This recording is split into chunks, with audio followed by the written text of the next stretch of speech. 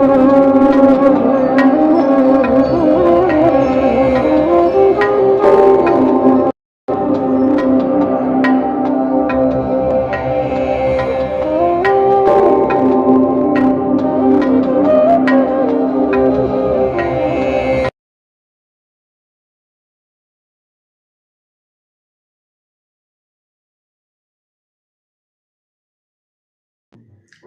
मित्रों, एक बार फिर मेरे YouTube चैनल एस्ट्रो गाइडेंस में आपका बहुत बहुत स्वागत है।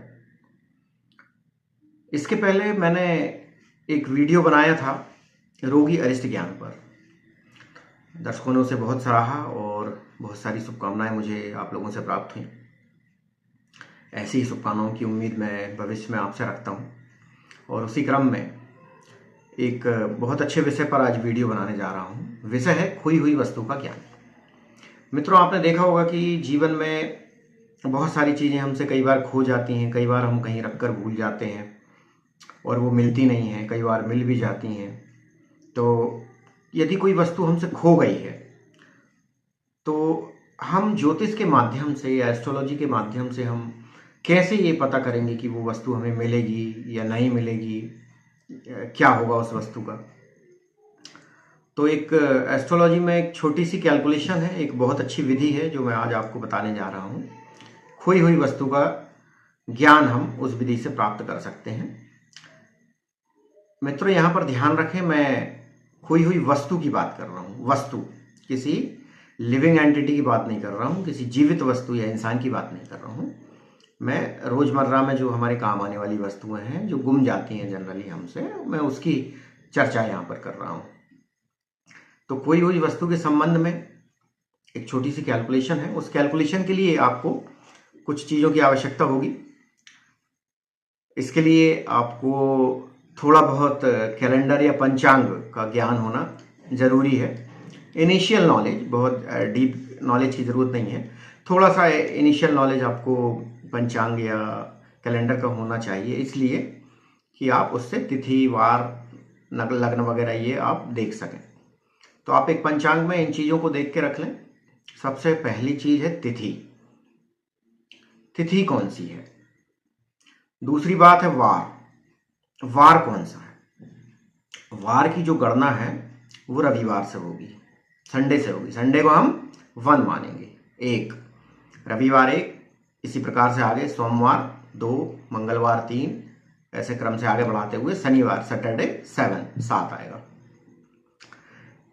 नक्षत्र, तो नक्षत्र का एक क्रम फिक्स होता है। अश्विनी नक्षत्र से चालू होता है, अश्विनी, भरणी, कृत्तिका, फिर ऐसे आगे बढ़ते बढ़ते आखिरी में 27वें नंबर पर रेवती नक्षत्र आता है। तो जो इनकी क्रम है वही इनकी न्यूमेरिकल वैल्यू लेनी है हमें। जैसे मान लीजिए अश्विनी नक्षत्र की घटना है तो हम 1 लेंगे अश्विनी नक्षत्र की वैल्यू। और लग्न मित्रों आपको पंचांग में मिल जाएगी कि किस समय प्रश्न किया जा रहा है या किस समय आपकी वस्तु खोई है, उस समय की लग्न। तो ये 4 चीज़ें आपको लेनी है। तिथि लेनी है, वार लेना है, नक्षत्र लेना है और लग्न लेनी है। अब इसमें एक कन्फ्यूज़न होता है। कुछ लोग सोचते हैं कि ये जब वस्तु गुमी है उस समय का डाटा लेना है, मतलब उस समय की तिथि लेनी है, उस समय का वार लेना है या उस समय की लग्न लेनी है। और कुछ लोग सोचते हैं कि जब प्रश्न किया जा रहा है, जिस समय प्रश्न किया जा रहा है खोई हुई वस्तु के बारे में, उस समय का डाटा कैलकुलेशन में लेना है। तो मित्रों, प्रायोरिटी हमें देनी है कि जिस समय ये घटना घटित हुई, मतलब जिस समय वस्तु खोई, उस समय की तिथि, वार, नक्षत्र और लग्न यदि आपको याद हो या मिल जाए तो वो लेनी है। वैसे जनरली ऐसा होता नहीं है, क्योंकि वस्तु बताकर नहीं गुमती है। वस्तु कभी भी गुम जाती है, हमें तो बाद में याद आता है कि ये वस्तु गुम चुकी है। तो उस समय की कौन सी तिथि होगी या कौन सा नक्षत्र होगा ये हमें जनरली नहीं मालूम होता है। तो हमें क्या करना है, जिस समय प्रश्न किया जा रहा है उस समय की तिथि, उस समय का वार, उस समय का नक्षत्र क्या है और उस समय कौन सी लग्न चल रही है, ये 4 चीजें आपको लेनी है। इन चारों का आप योग कर लीजिए और उसमें एक कांस्टेंट नंबर 3 एक स्थिरांक 3 को जोड़ दीजिए। अब आपके पास आ जाएगा कुल योग।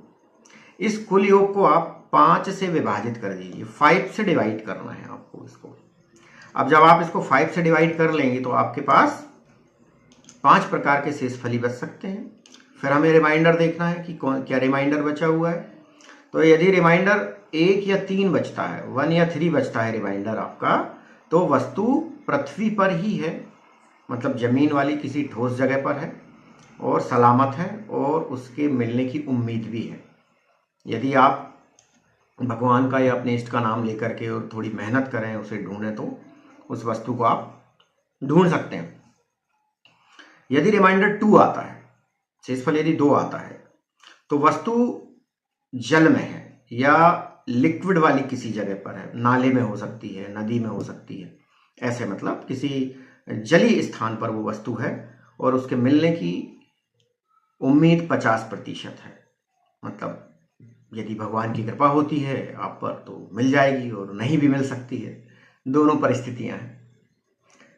यदि रिमाइंडर 4 आता है, शेषफल यदि 4 बचता है, तो वस्तु आग की भेंट चढ़ चुकी है, मतलब वस्तु नष्ट हो चुकी है, वस्तु आग में जल चुकी है, या वस्तु किसी गर्म स्थान पर है और उसके मिलने की जो उम्मीद है वो बहुत ही कम है, ना के बराबर उम्मीद है। फिर भी आप चाहे तो प्रयास कर सकते हैं, प्रयास करने में कोई हर्ज नहीं है। Always be positive. यदि पूरा पूरा भाग चला जाता है 5 का, या रिमाइंडर 0 बचता है, शेषफल 0 बचता है, तो वस्तु का स्वरूप बदल चुका है, मतलब वस्तु टोटली चेंज कर दी गई है और उसका मिलना असंभव है। मान लीजिए आपकी बाइक या साइकिल चोरी हो गई है और आपने ये कैलकुलेशन करी और कैलकुलेशन का रिजल्ट आपको 0 मिला रिमाइंडर, तो इसका मतलब आपकी गाड़ी का जो स्वरूप है वो चेंज हो चुका है। गाड़ी का इंजन, गाड़ी के अलग अलग पार्ट्स निकाल करके बेच दिए गए हैं, डिस्ट्रॉय कर दिए गए हैं, उसका मिलना असंभव है, इम्पॉसिबल है। तो ये एक छोटी सी प्रक्रिया थी, मैं आपको उदाहरण के माध्यम से ये समझाता हूँ। तो मित्रों, मैं आपको एक उदाहरण से ये खोई हुई वस्तु का ज्ञान कैसे करते हैं बता रहा हूँ।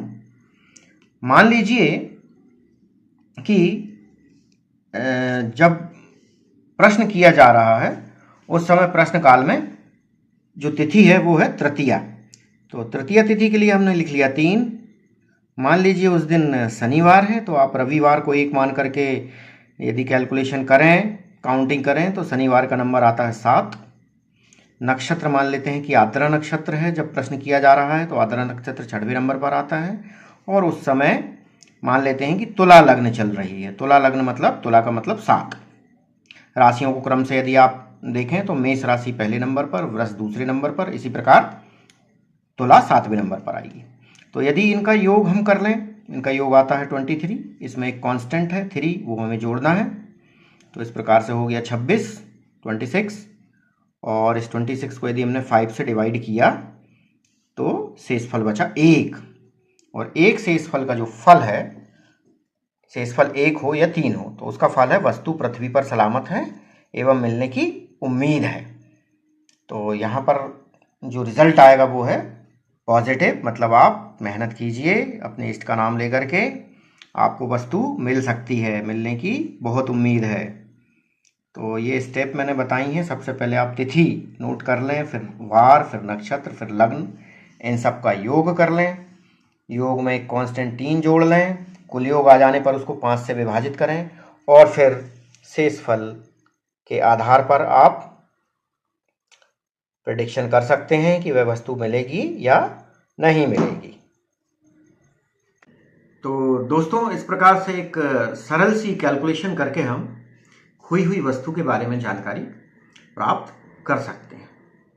वैसे भी तुलसीदास जी ने अपनी दोहावली में एक जगह कहा है, उगुन पूगुन वी अज क्रम आभ अमुगुन साथ, हरो धरो गाड़ो दियो धन फिर चढ़ई न हाथ।